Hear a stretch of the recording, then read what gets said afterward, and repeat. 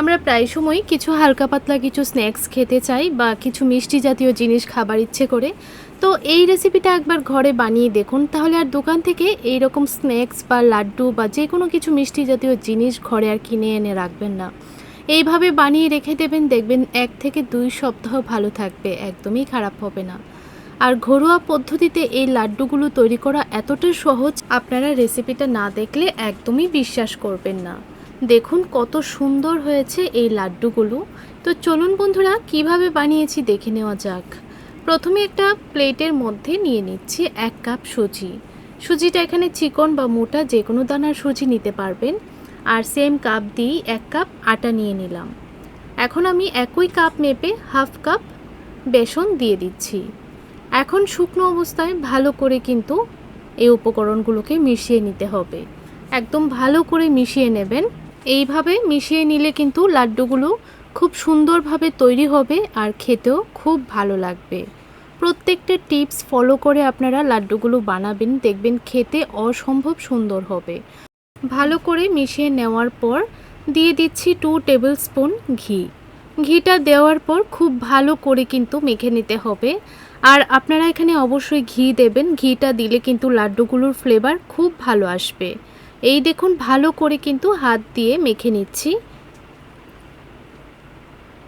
এই প্রসেসগুলো ফলো করে আপনারা বাড়িতে বানিয়ে দেখুন, একবার বানানোর পর প্রায় দিন এইভাবে বানিয়ে খেতে চাইবেন। তো ভালো করে মেখে নেওয়ার পর এখানে অল্প অল্প জল দিয়ে আমি একটা টাইট ডো তৈরি করে নেব।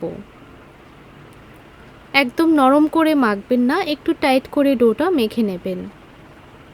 তাই প্রথম থেকেই আপনারা জলটা একদম অল্প অল্প করে দেবেন। তো দেখুন ঠিক এইরকম করে ডোটা মেখে নিয়েছি। এখন আমি অল্প অল্প মিশ্রণ হাতের মধ্যে নিয়ে এরকম করে মোট করে করে তৈরি করে নিচ্ছি। এইভাবে একটু মোট করলেই কিন্তু খুব সহজে তৈরি হয়ে যাবে। এইভাবে অল্প অল্প করে হাতের মধ্যে মিশ্রণ নিয়ে এইভাবে মোট করে আপনারা বানিয়ে নেবেন। তো সবগুলো বানানো হয়ে গেছে, দেখুন কত সুন্দর হয়েছে সবগুলো তৈরি করা। এখন আমি এগুলোকে ফ্রাই করে নেব। তার জন্য একটা কড়াইয়ের মধ্যে পরিমাণ মতো তেল হালকা গরম করে নিয়েছি। এখন সবগুলো আমি একসঙ্গে ভেজে নেব। তো তেলটা যখন হালকা গরম হবে তখনই আপনারা এক এক করে দিয়ে দেবেন। একদম বেশি গরম করবেন না, না হলে কিন্তু খুব সুন্দরভাবে ভাজা হবে না, উপরটা তাড়াতাড়ি কালার চলে আসবে আর ভেতরটা কিন্তু কাঁচা থাকবে। তাই অবশ্যই আপনারা তেলটাকে হালকা গরম করে তারপরেই দেবেন। এখন সবগুলো দিয়ে দিচ্ছি, কিছুক্ষণ এইভাবেই রেখে দেব যতক্ষণ না পর্যন্ত হালকা একটা কালার চলে আসছে। তো দেখুন কিছুক্ষণ পর একটু নাড়াচাড়া করে দিচ্ছি। এখন গ্যাসের ফ্লেমটা একদম লোতে রেখে এগুলোকে ভেজে নিতে হবে। একদম লোতে রেখে ভাজলে দেখবেন খুব সুন্দরভাবে ভাজা হবে। হালকা একটু এইভাবে নাড়াচাড়া করে তেলের মধ্যে ডুবিয়ে দেবেন, তাহলে দেখবেন সবগুলো সুন্দরভাবে ফ্রাই হবে।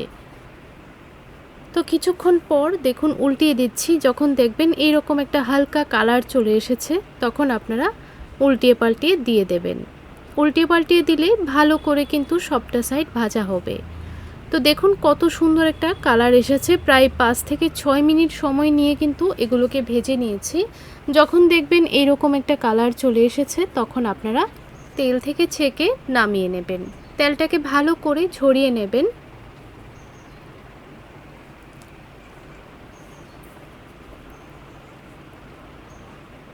তো দেখুন সবগুলো তেল থেকে তুলে নিলাম। এখন একটা প্লেটের মধ্যে রেখে দিচ্ছি। একটু সময় এইভাবেই রেখে দিতে হবে যেন একটু ঠান্ডা হয়ে যায়, না হলে হাত দিয়ে ধরা যাবে না। একটু ঠান্ডা হয়ে যাওয়ার পর এগুলোকে আমি ভেঙে নেব। ছোট ছোট টুকরো করে ভেঙে নিতে হবে। তাই আপনারা অবশ্যই 5 থেকে 6 মিনিট এভাবেই রেখে দেবেন, তারপর ভেঙে নেবেন। এই দেখুন ঠিক এইরকম টুকরো করে কিন্তু ভেঙে নিতে হবে। এখন সবগুলো টুকরো একটা মিক্সি জারের মধ্যে নিয়ে নিলাম। মিক্সি জারের মধ্যে নিয়ে প্রায় 1 থেকে 2 মিনিট সময় নিয়ে এটাকে ভালো করে ঘুরিয়ে নেব, তাহলে দেখবেন এগুলো একদম মিহি গুঁড়ো হয়ে যাবে। ঠিক এইরকম করে আপনারা টুকরো করে দেবেন। তো দেখুন ভালো করে কিন্তু এগুলোকে গুঁড়ো করে নিয়েছি। আর একটু বড় বড় দানা আছে, তাই এগুলোকে একটু চালনি দিয়ে চেলে নিচ্ছি। এভাবে চেলে নিলে কিন্তু বড় দানাগুলো আলাদা হয়ে যাবে। বড় দানাগুলোকে আপনারা আবারও মিক্সিতে দিয়ে একটু ঘুরিয়ে আবারও চেলে দিতে পারেন। তো দেখুন ঠিক এইরকমভাবে চেলে নিলে সবগুলো দানা কিন্তু একই সমান হবে আর একদম মিহি করে কিন্তু লাড্ডুগুলো তৈরি হবে। এই দেখুন কতটা ঝরঝরে হয়েছে। এখন আমি দিয়ে দিচ্ছি চায়ের চামচ মেপে 2 চামচ সাদা তিল। সাদা তিলটা দেবেন, দেখবেন লাড্ডুগুলো খেতে আরও বেশি ভালো লাগবে। তো সাদা তিলটাকে ভালো করে মিশিয়ে নেওয়ার পর 2 চামচ দিয়ে দিচ্ছি ঘি। তো ঘিটা দেওয়ার পর ভালো করে কিন্তু মেখে নিতে হবে। ঘিটাকে ভালো করে মিশিয়ে নিলে তাহলে দেখবেন ভালোভাবে লাড্ডুগুলো তৈরি করতে পারবেন। তো এইভাবে হাত দিয়ে ঘষে ঘষে ভালো করে ঘিটা মেখে নিচ্ছি। দেখুন ভালো করে মিশিয়ে নেওয়া হয়ে গেছে। এখন আমি একটা কড়াই বসিয়ে 1 চামচ ঘি দিয়েছি। ঘিটা ভালো করে গরম হয়েছে। এখন কিছু বাদাম দিয়ে দিলাম। এখানে আমি বাদাম আর আমন্ড বাদাম আধ ভাঙ্গা গুঁড়ো করে দিয়ে দিয়েছি।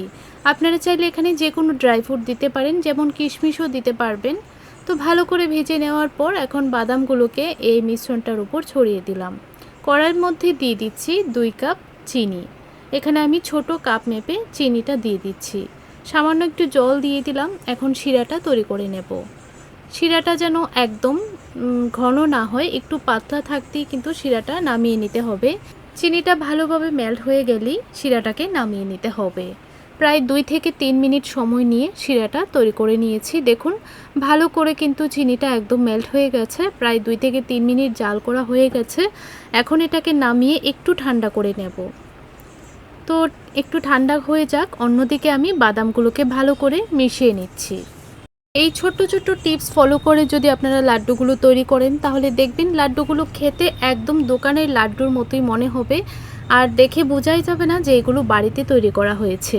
তো ভালো করে বাদামগুলো মিশিয়ে নেওয়ার পর এখন শিরাটা দিয়ে দিলাম। শিরাটা অল্প অল্প করে দেবেন। প্রথমে একটু চামচ দিয়ে মিশিয়ে নিচ্ছি, তারপর হাত দিয়ে দেখুন ভালো করে মেখে নিচ্ছি। তো আমার এখানে সবটা শিরাই লেগেছে। শিরাটা দিয়ে ভালো করে মেখে নিচ্ছি।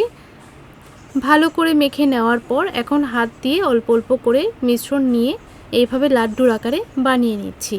এইভাবে একটু মোট করলেই দেখবেন সুন্দরভাবে লাড্ডুগুলো তৈরি হয়ে যাবে। দেখুন একটা লাড্ডু বানিয়ে নিলাম, একইভাবে বাকিগুলো তৈরি করে নেব।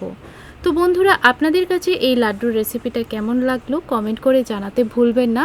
আমার রেসিপিটি ভালো লেগে থাকলে আমার চ্যানেলটিকে সাবস্ক্রাইব করে রাখবেন আর একটা লাইক শেয়ার করে আমার পাশে থাকবেন। তাহলে আজ এই পর্যন্তই, দেখা হবে নতুন আরেকটা রেসিপির সঙ্গে। ততক্ষণ আপনারা ভালো থাকবেন, সুস্থ থাকবেন। ধন্যবাদ।